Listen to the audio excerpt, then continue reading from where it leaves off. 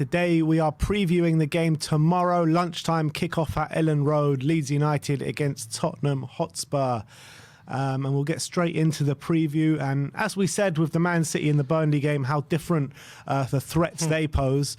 Burnley and Leeds also pose very different threats. And when you're kind of looking at this game coming into it, you're probably looking at it and saying like, all right, with the threats that Leeds pose, we're going to have a lot bigger chance than we did against Burnley.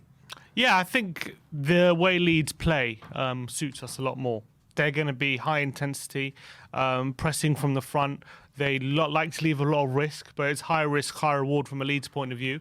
Although it hasn't really been high reward this season. They've been a bit off it.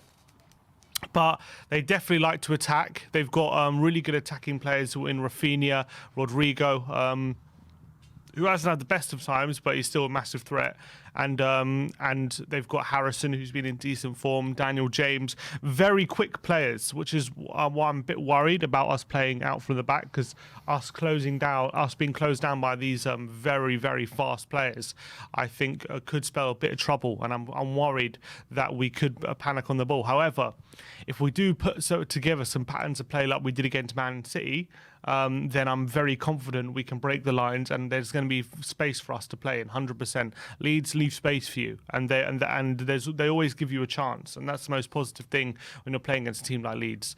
They've conceded 10 goals in the last 2 games, 4 against Man United and 6 against Liverpool. So that goes to show you how open they can be and in their back line. But against Man United, I know even though they lost 4-2, they showed within an instant they can get back in the game with the way they play as well. If you're not careful, if you're not on your game at all times, even against Liverpool, even though they lost 6-0, at 1-0, Rafinha has a goal chalked off offside, which was very tight. They had a number of openings. I think Daniel James tackled Alisson, and they just about got away with it. So even against Liverpool, they had chances to get back in the game. Obviously, ultimately losing 6-0. So this is a team where they give you chances, but you've got to be careful as well, because they're very quick and very attacking. Yeah, they do have a lot of threats in their team, Leeds, but coming into this, they are on awful form when you look at it. 4 losses in their last 5 games, 1 win in their last 6 games, and these losses are big losses. I mean, when you're looking at 4-2 against Man United, 6-0 against Liverpool, but that 6-0 against Liverpool, I mean, that can happen against anyone, against any team that Liverpool play, let's be honest. But they did lose 3-0 against Everton not so long ago, and they lost 1-0 to Newcastle as well. So when you're looking at it, we really should be going there, maybe not with confidence because of the way we played against Burnley, but with hope that we can get the 3 points this weekend, especially with the way they play and the way we are as well, where we can kind of really spring on this kind of lead size that will leave gaps. Yeah, 100%. I'm just worried with some of the players that we're missing. Bentancur now apparently going to be missing for 3 weeks. According to Dan Kilpatrick. Really? 3 weeks? 3 weeks. Bloody hell. After being taken off against Burnley, they're saying Conte will confirm it later, but they're saying could be up to 3 weeks. And with his composure in the middle, without that, I think we could struggle to really make sure that we're keeping possession and keeping the ball away from Leeds, because with Højbjerg and Winks, I think Winks might be all right, actually. I think Winks has started the last few times we beat Leeds, actually. I think he started earlier in the season, and I think last season we beat him 3-0 at home. I think he also started, so I wouldn't be too worried about Winks. I'm just worried about Højbjerg being hassed and harried by these Leeds players, then rushed into bad passing decisions, and that costing us. I wouldn't be too worried about playing 3-4-3 in this game. I don't think being outnumbered in the middle is the worry. I just think us handling their press is going to be the big question, and if we can do that, there's going to be chances for us.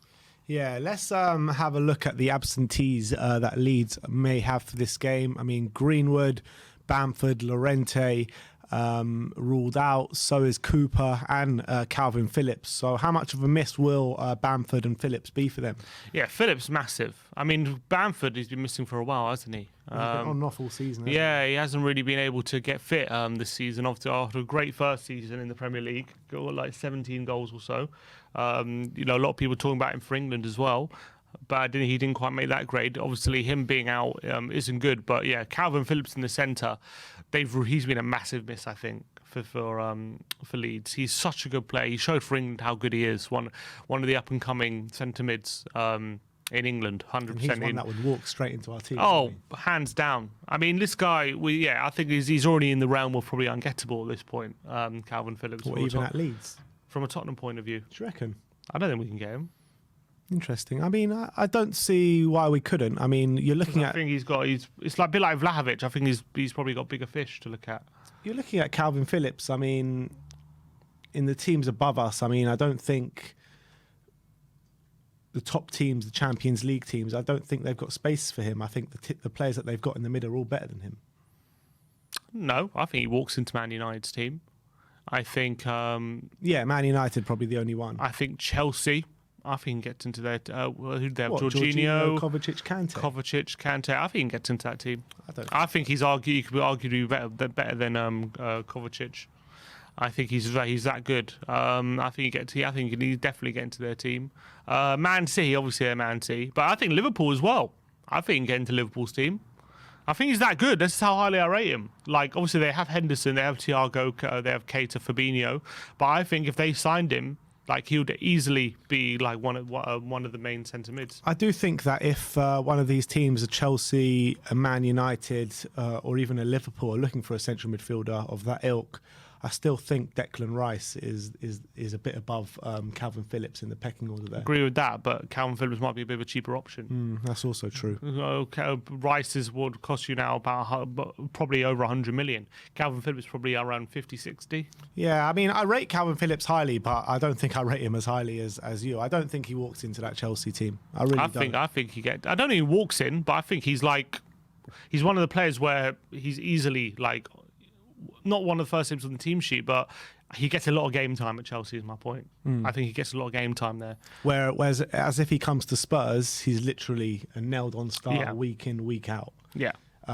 What I'm saying about Calvin Phillips is, he can go to these clubs, but he's not a nailed-on starter week in, week out, whereas opposed to if he comes to Spurs, he most definitely is. But I think it's a bit like... When I say it's a bit like Vlahovic last summer, we could have got him because even though he had one good season in Serie A, clearly teams weren't convinced to push the ball out for him just yet, and we had an opportunity. If we really went for him, we could get him. And do I think that moment for Calvin Phillips has passed yet? If we really push the ball out, can we get him, or is it a case of he's destined for someone bigger than Tottenham right now? I don't know. I think if we pushed the boat out this summer, I think we could get him, but I hope we do then, because I think he's class. I really rate him so highly. I think he's so good. But look, he's going to be a big miss. And I think him being out, no surprise. I think he's had problems this season and throughout the season, hasn't he, with injuries? I don't think it's just now. Yeah. So I think that's also probably a reason why they haven't been as strong in central midfield as they have bbeen last season. And that hopefully would help Højbjerg in the midfield battle and Harry Winks as well when we're trying to control the game and make sure that we're progressing the ball very quickly up the pitch. That's what I hope which we did very well against Man City. So hopefully that will help us. We'll know Calvin Phillips, he's going to be a massive miss. Definitely. When you're looking at the past results against Leeds over the years, obviously they've only been in the Premier League. This is their second year in the Premier League since returning. Last year we lost at Ellen Road 3-1, beat them at the Tottenham Hotspur Stadium 2-1. That was only this season, beat them at Tottenham Hotspur Stadium 3-0 last year. And 2-1 earlier this year. I think it was one of Antonio's first games for Spurs. But we've got kind of previous. I mean, I don't really remember that game last year under Ryan Mason that you were talking about when we lost 3-1. I mean, how did the game go in that one? We deservedly got beaten, if I remember rightly. It was a bit of an even game in the first half. I'm pretty sure we went 1-0 down and then we equalised. And then it went into the last 20 minutes and they got 2 late goals. Rafinha, I think, came on in the second half and stretched the game, and all of a sudden we went on and lost 3-1, and that was pretty much the nail in the coffin of any top 4 hopes or lingering top 4 hopes that we had at that time. Was that the week after the cup final? Was it the week after the cup final? Potentially, I can't remember exactly when. But it wasn't too far after it. But that game they pressed us and they harried us and we had no answer. We got. I think I remember when we equalised, we got a bit lucky to equalise and make it 1-1. It wasn't. I think as well we had a very dodgy VAR which could have put us 2-1 up, and that was that went against us, and then we ended up conceding the goal. But in these type of games, if you're not on your game, like Man United and Liverpool, they played very, very well, and they were sharp. They made sure that they were exploiting Leeds and playing around them when they pressed them. And if we're lethargic, if we go into this game like slow, lethargic, feeling sorry for ourselves because we lost to Burnley, if we have a negative feeling and mentality going into this game instead of sharp, always on the front foot, looking for the next pass, being aware, then we could get undone if we're not careful. If we go because we see if we start the game like we did against Wolves, then you could find yourselves 2-0 down. Like you could in this kind of game. They could be that sharp leads if you're not careful. You have to watch them. Yeah, definitely true. And, aside from Calvin Phillips, they've also got one of the Premier League's best players, in my opinion, in this position, in Rafinha. Ones to watch here. 9 goals this season, 2 assists as well, with Harrison, who's got 6 goals, 2 assists. So these are the 2 players we've earmarked as the ones to watch. But Rafinha is a proper player. He's a proper player. And I think probably after this summer, after this season, he might look to move on from Leeds. Yeah, I'm surprised he wasn't already because he's playing for Brazil as well, isn't he? At the moment, he's scoring. Yeah, he's scoring for Brazil. Last season, he showed a lot of potential of what he can do. I think this season he's been a lot more consistent on the right hand side. I think he's a special player. I think he's one of those players, a bit like Sadio Mane, where he's really good at a club like Leeds, but if he went to a club like Liverpool, he would explode into being world class. And I think he's easily in that bracket. And again, is this a player like we've probably missed the boat on? Because he's probably in the summer he was like 50. How much is he now? 80. Something like that. Like 60, 70, 80. It's Brazilian international now. It's going to be, and he's a good age. What, 23? I don't think he's that old. Top player. I rate him so highly. If Spurs got him, he's 25. 25 now. He's still there. You go. Even so, he's a very good age. So he can explode at any moment. He's already starting. We're starting to see an extremely good player, but he could, if he went to one of the top teams, easily a 15 goal plus wide forward, easy for me. Yeah, I rate him so highly, and I was saying in the last summer, I would love to push the boat out for Rafinha. He was being linked with West Ham though in January, wasn't he? I know. That was never going to happen. I don't think that was ever going to happen. And I think that West Ham put in a bid for 50 million that got rejected in January, I believe. But look, I think he's an absolute baller of a player. I would love him at Spurs. But now we've got Kulusevski. I mean, I don't see us trying to get another player in that position. No, I think it's unlikely that we go push the boat. I mean, Rafinha's the pace, the trickery, the finishing. He can take free kicks as well. He can play on the left and the right as well, Rafinha. I think he's played more centrally. And I think he's just class. And he's definitely the danger man, for sure. If we stop Rafinha, we go a long way to stopping Leeds. And you saw against Man United, for the first half, they were 2-0 down, and they brought him on at half-time, and within 5 minutes, it was 2-2. Yeah. And that's the shows. And that's the class he has. That's the literal class he has. And obviously, he got one of the goals, and Junior Firpo as well. What do you think about Junior Firpo coming in, obviously, with a big reputation? How do you think he's been this season? I haven't been too impressed. I don't think he's done terribly, but it's definitely an adjustment period when coming to the Premier League. He's a bit weird one. He seems to be like a right-footed left back. He doesn't seem to be natural, but yeah, I mean, I haven't been too impressed with him. He's not one where I'm thinking, oh, he looks great. But again, it could be one in a year's time once he's settled properly, you're thinking he actually looks decent. It's going to be interesting to see the reaction from these Spurs players after that interview and press conference from Antonio Conte. There's been a bit of an update on that regarding Antonio by The Athletic. I'll just read you the headlines that are up here. And it says, Conte's departure is not thought to be imminent, with Daniel Levy understood to be planning a meeting with the Spurs boss. Spurs players are enthused by Antonio Conte's energy and intensity, with some exasperated by the thought of him leaving.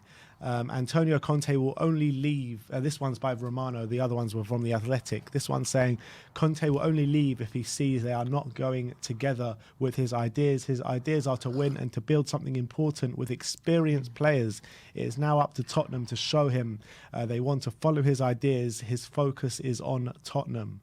And then The Athletic followed on and it says, Levy is frustrated by Conte's comments last week, questioning the transfer policy and is planning constructive talks with him. There was also another one that I'm not sure it was Spurs Express. I can't remember where I read it, but it also said there are high sources in the club who think he won't stay beyond the summer. Wow. That's what I can't remember which one. Which was it? Daily Hotspur. I can't remember which one, but they said when he's saying that he wants the club to follow his vision, otherwise he won't stay. And he's already said the club's vision and his vision don't align in terms of getting experienced players and bringing in youth players that have a ceiling and. Well, he never said they don't align. He said is what he usually does. Yeah, but what we're saying here is that Fabrizio Romano is saying that his vision is experienced players. His ideas are to win and build something with important and experienced players. So if they don't align and Conte is getting increasingly frustrated with it, then I don't see him staying beyond the summer, to be honest. Oh, and he definitely looks frustrated. Yeah, it says well-placed sources said that they cannot see Antonio Conte still being in charge at Tottenham next season. That was from The Athletic as well.